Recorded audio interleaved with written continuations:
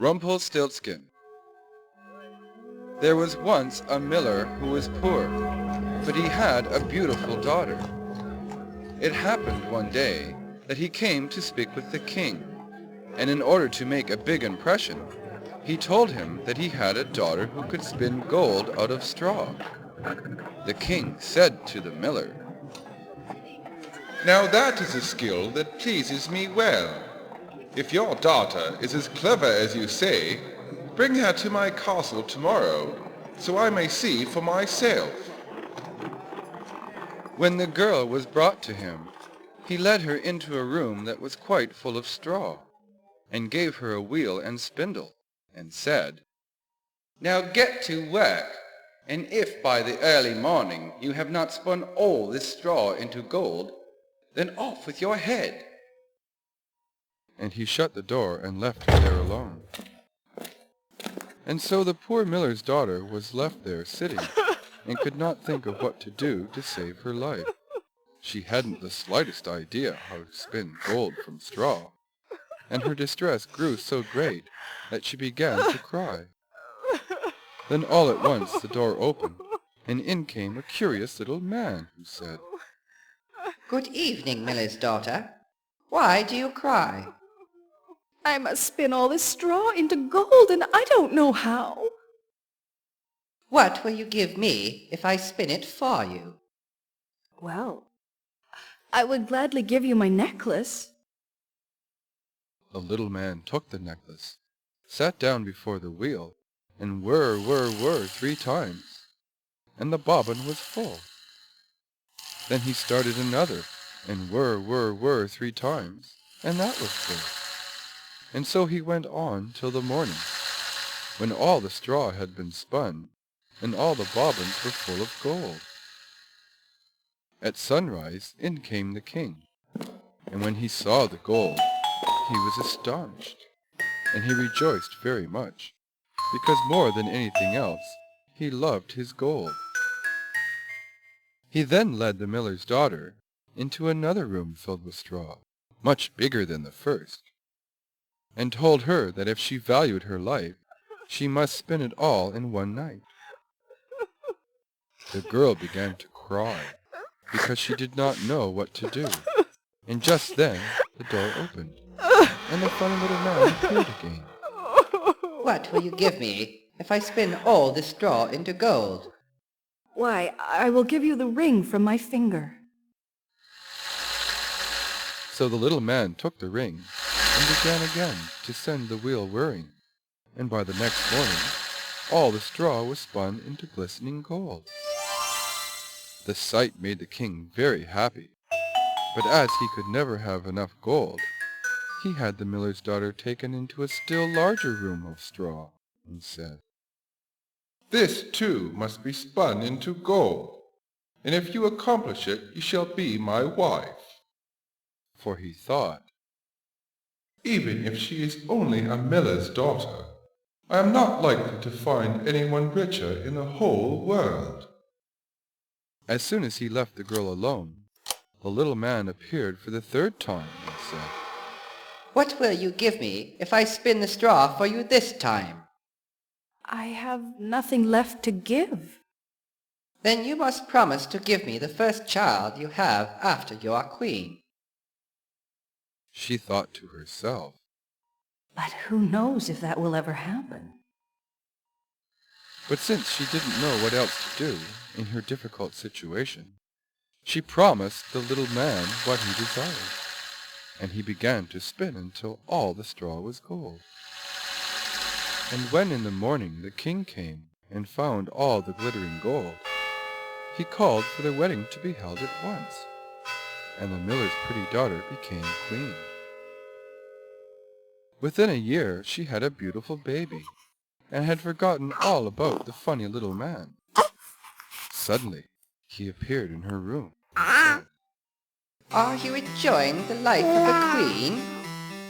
"Oh, yes, it's wonderful. In fact, just today I hired a new harpsichordist. Isn't he just adorable?" "He's very good, Your Excellency.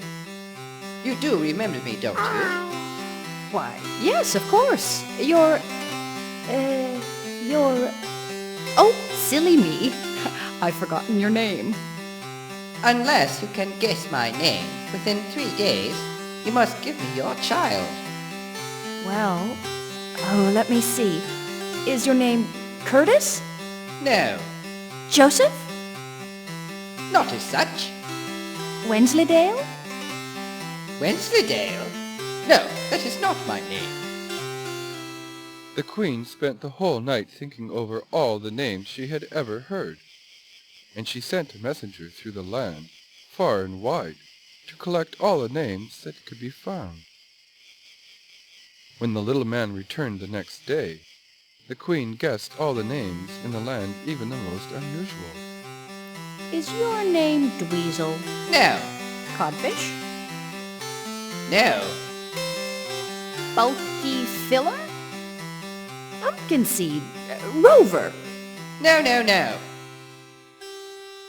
The third day, the messenger came back again and said, I have not been able to find one single new name, but on the way back to the castle, I came to a high hill, and near it was a little house, and in front of the house burned a fire, and around the fire danced a comical little man who hopped on one leg and cried, Today do I bake, tomorrow I brew.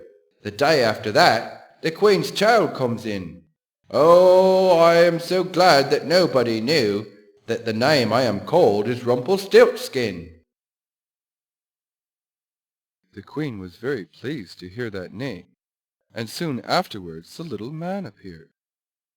Now then, Mrs. Queen, what is my name? Is it James? No, Sue? a boy named Sue? Ah, then you must be Rumpelstiltskin. The fairies must have told you. The fairies must have told you. And in his anger, the little man stamped his right foot so hard that it went into the ground up to his knee. Then he grabbed his left foot with both his hands in such a fury that he split himself in two, and that was the end of him. The end.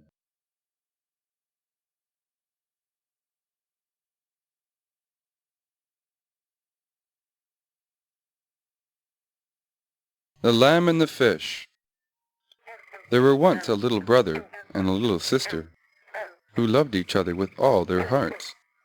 Their own mother was, however, dead, and they had a stepmother who was not kind to them, and secretly did everything she could to hurt them. It so happened that the two were playing with other children in a meadow before the house, and there was a pond in the meadow which came up to one side of the house. The children ran about it, and caught each other at playing and counting out.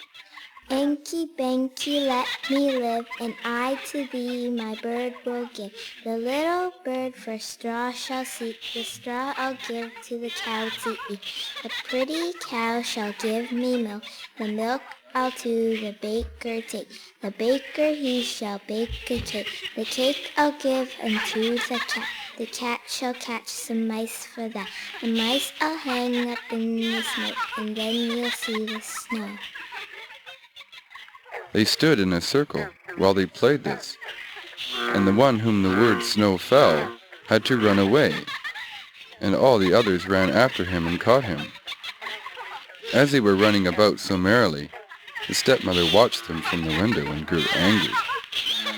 As she understood arts of witchcraft, she bewitched them both, and changed the little brother into a fish, and the little sister into a lamb. Then the fish swam here and there about the pond, and was very sad, and the lamb walked up and down the meadow, and was miserable, and could not eat or touch one blade of grass. Thus passed a long time, and then strangers came as visitors to the castle. The false stepmother thought, This is a good opportunity. Called the cook and said to him, Go and fetch the lamb from the meadow and kill it. We have nothing else for the visitors.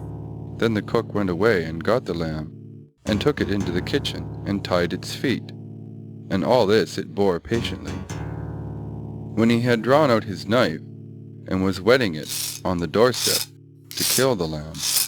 He noticed a little fish swimming backwards and forwards in the water in front of the kitchen sink, and looking up at him. This, however, was the brother, for when the fish saw the cook take the lamb away, it followed them and swam along the pond to the house.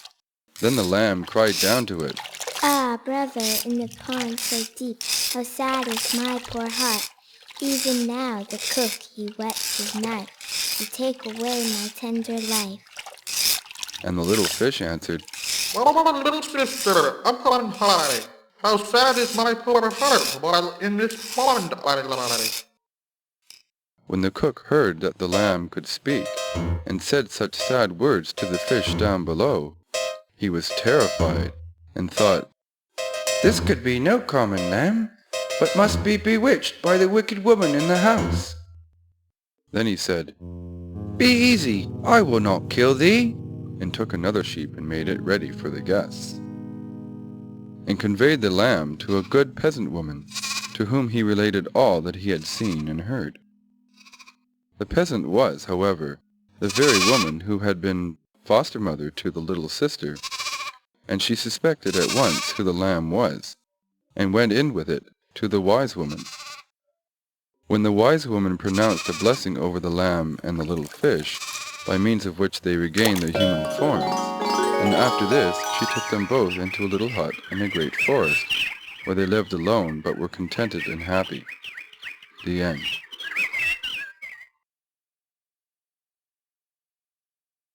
One eye, two eyes, three eyes. There was once a woman who had 3 daughters, the eldest of whom was called One Eye, because she had only one eye in the middle of her forehead. The second daughter was called Two Eyes, because she had 2 eyes like other folks. And the youngest was called Three Eyes, because she had 3 eyes, and her third eye was also in the center of her forehead. However, as Two Eyes saw just as other human beings did, her sisters and her mother could not endure her. They said to her, You, with the 2 eyes, are no better than the common people. You do not belong to us. They pushed her about, and threw old clothes to her, and gave her nothing to eat but what they left, and did everything they could to make her unhappy.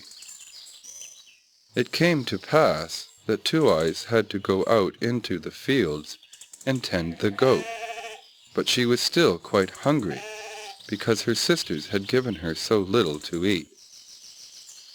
So she sat down on a ridge and began to weep, and so bitterly that 2 streams ran down from her eyes. At once, when she looked up in her grief, a woman was standing beside her, who said, Why are you weeping, little 2 eyes? Have I not reason to weep when I have 2 eyes like other people, and my sisters and mother hate me for it, and push me from one corner to another, throw old clothes at me, and give me nothing to eat but the scraps they leave? Today they have given me so little that I am still quite hungry. Wipe away your tears, 2 eyes, and I will tell you something to stop you ever suffering from hunger again. Just say to your goat, Bleat, my little goat, bleat. Cover the table with something to eat. And then a clean, well-spread little table will stand before you with the most delicious food upon it, of which you may eat as much as you like. And when you've had enough, and you have no more need for the little table, just say, Bleat, bleat, my little goat, I pray, and take the table quite away, and then it will vanish again from your sight. Hereupon the wise woman departed. But Two Eyes thought, I must instantly make a trial and see if what she says is true, for I am far too hungry. Bleat, bleat, my little goat, bleat. Cover the table with something to eat.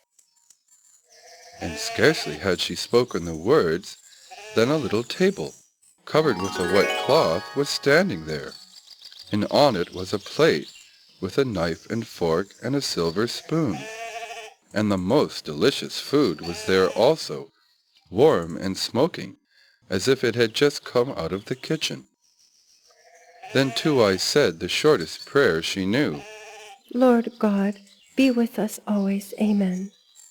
and helped herself to some food, and enjoyed it.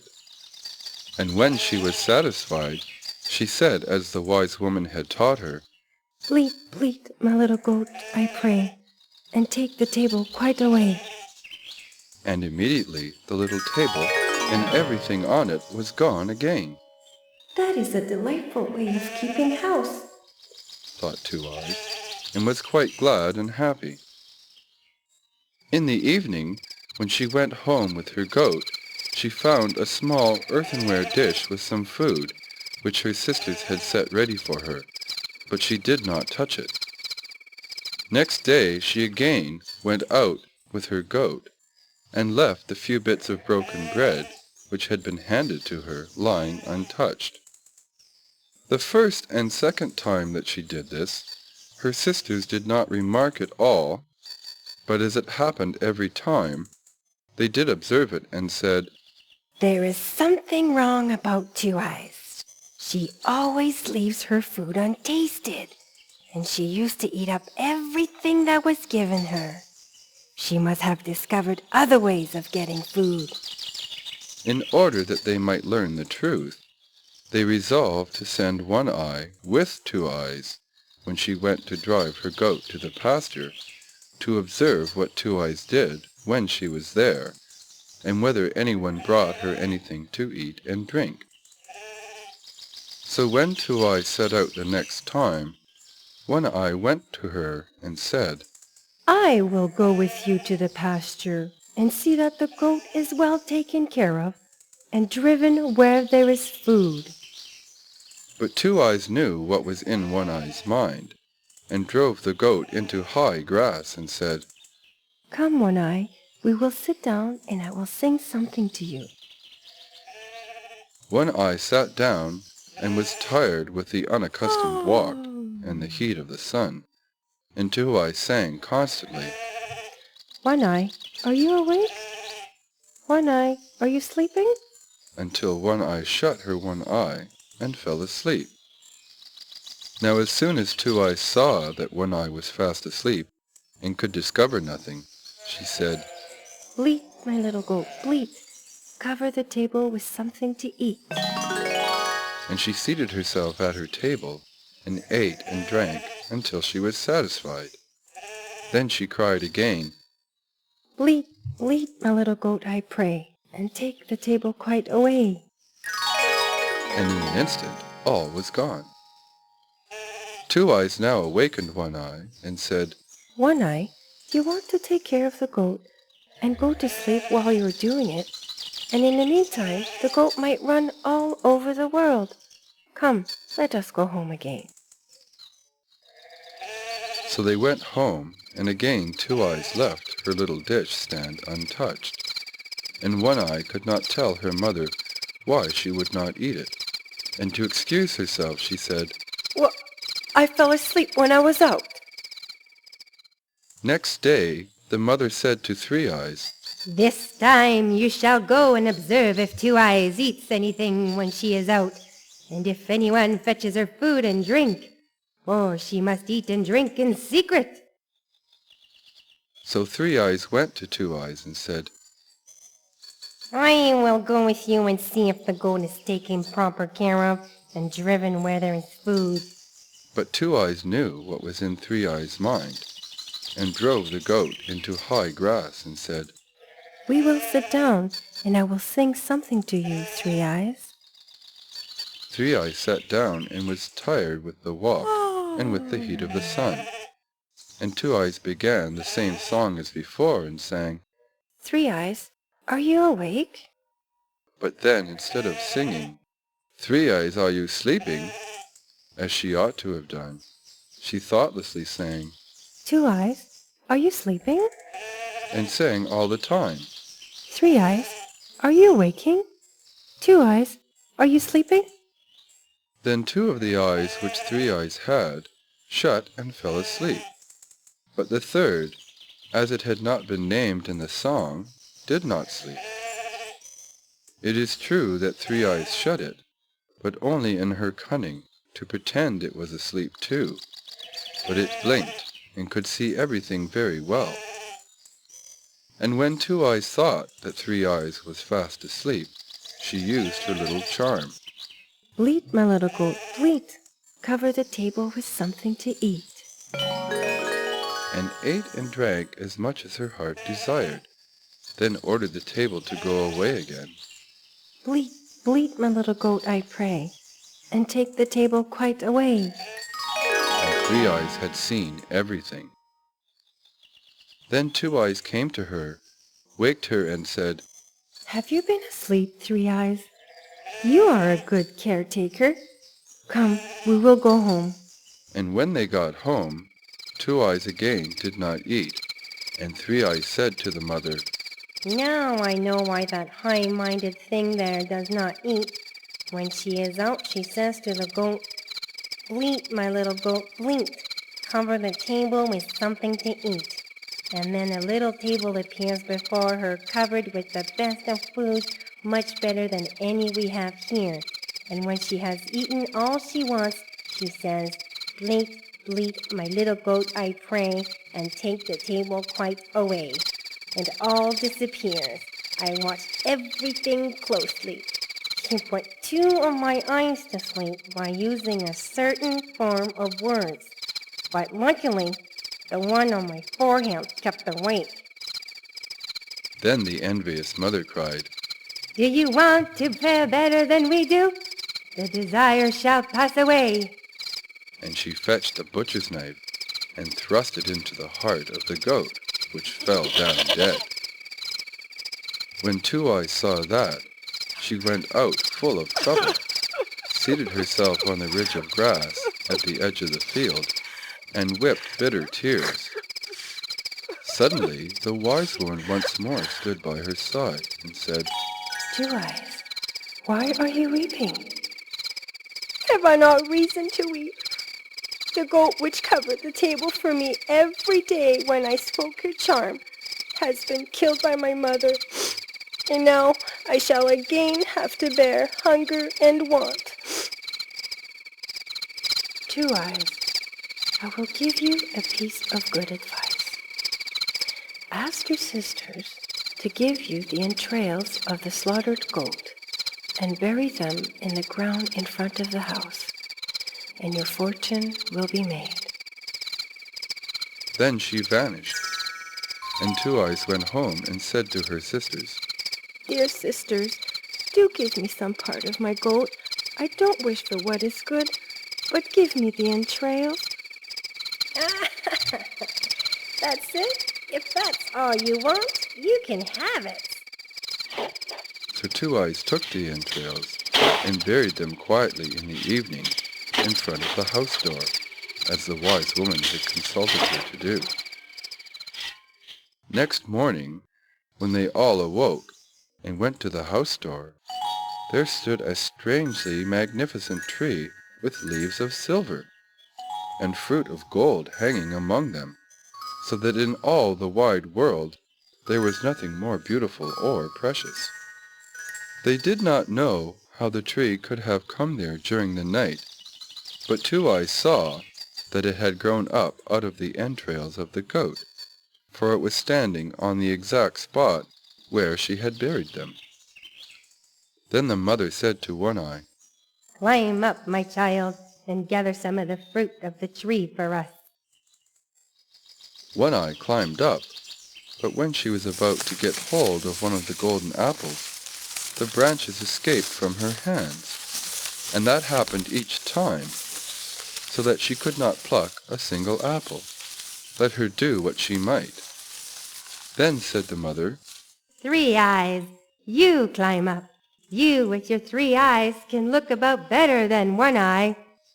One Eye slipped down, and Three Eyes climbed up.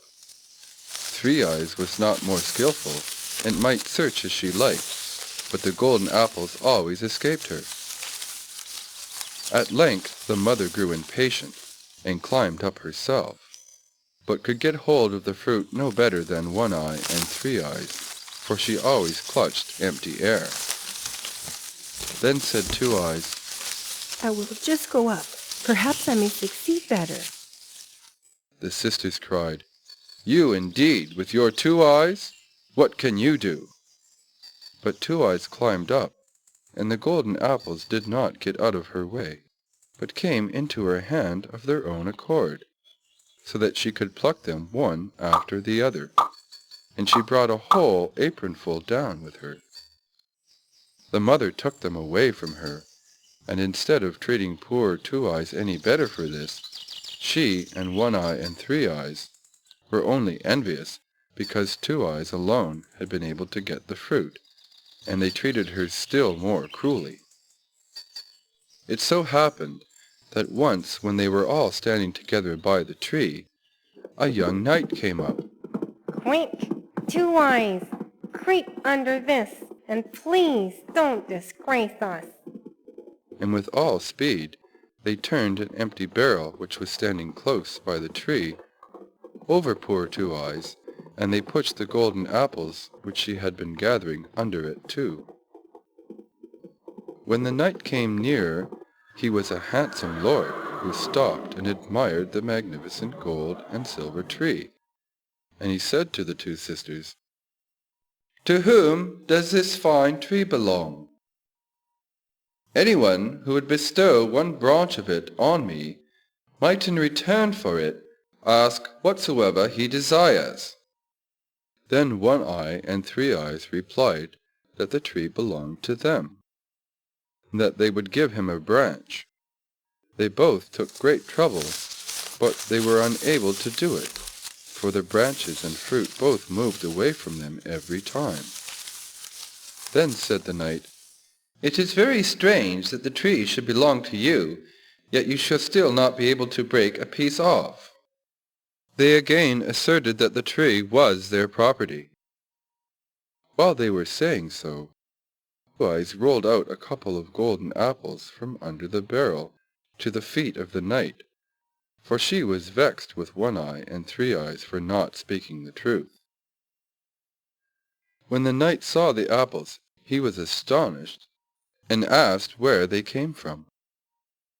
One Eye and Three Eyes answered that they had another sister who was not allowed to show herself, for she had only 2 eyes like any common person. The knight, however, desired to see her, and cried, Two Eyes, come forth! Then Two Eyes, quite comforted, came from beneath the barrel, and the knight was surprised at her great beauty, and said, You, Two Eyes, can certainly break off a branch from the tree for me. Oh, yes, that I certainly shall be able to do, for the tree belongs to me. And she climbed up, and with the greatest ease broke off a branch with beautiful silver leaves and golden fruit, and gave it to the knight. Then the knight said, Two Eyes, what shall I give you for it? Alas, I suffer from hunger and thirst, grief and want, from early morning till late night. If you would take me with you and deliver me from these things, I should be happy. So the knight lifted Two Eyes on to his horse, and took her home with him to his father's castle. And there he gave her beautiful clothes, and meat and drink to her heart's content. And as he loved her so much, he married her, and the wedding was celebrated with great rejoicing. When Two Eyes was thus carried away by the handsome knight, her 2 sisters grudged her good fortune in downright earnest. The wonderful tree, however, still remains with us. And even if we can gather new fruit from it, still everyone will stand still and look at it, and come to us and admire it. Who knows what good things may be in store for us? But next morning the tree had vanished, and all their hopes were at an end. And when Two Eyes looked out the window, of her own little room. To her great delight it was standing in front of it, and so it had followed her. Two Eyes lived a long time in happiness.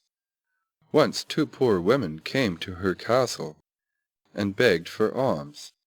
She looked in their faces and recognized her sisters, One Eye and Three Eyes, who had fallen into such poverty that they had to wander about and beg for their bread from door to door.